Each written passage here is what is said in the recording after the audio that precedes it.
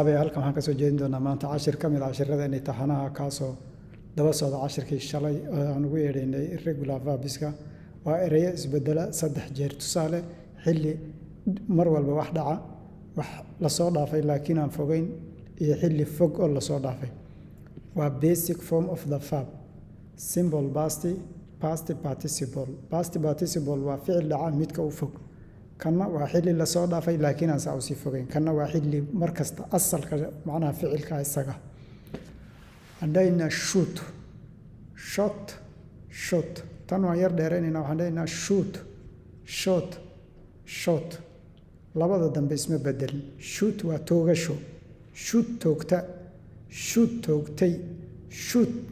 toogtaydani waa ficil fog waa ficil dhacay la soo dhaafay laakiin aan aad u sii fogeyn shot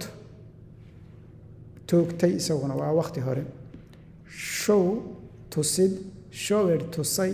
shown la tusay waayo meeshan waa isbedeshay ed lagu daray halkanna n baa lagu daray shown ay noqonaysaa spirit waa fidin spirit isma bedelin ficilkaasi spirit isma bedelin shut waa xidhid shut the door oo kale haddii la yidhaha albaabka xidh shut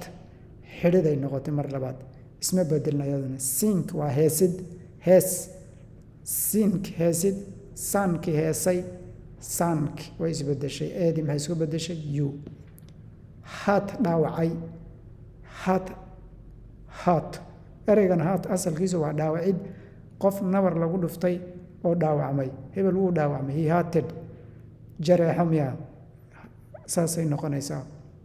waa dhaawacaan aada u sii weyneyn waaye jareexo waxaan u malayn carabiga ay kule laakiin saasaan u naqaanaa waan gartay juice doorasho I choose this one kanaan doortay joyce ay noqonaysaa meeshan laba eber bay ahay labada oo baa ku jirtay hal baa soo hadhay then waa isbedesho maxay noqotay josen ay noqotay purely dhisa ama dhisid purely dhisay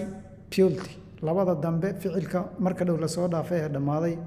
iyo kan waqti hore dhacay isku sii waayo baan gubasho pan gubid ama gubasho pant gubay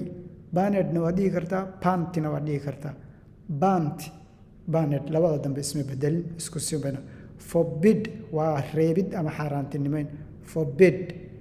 waa isbedeshay forbid bay ahayd forbidden ay noqotay forecast waa qiyaasid ama waxa la yidhaahdo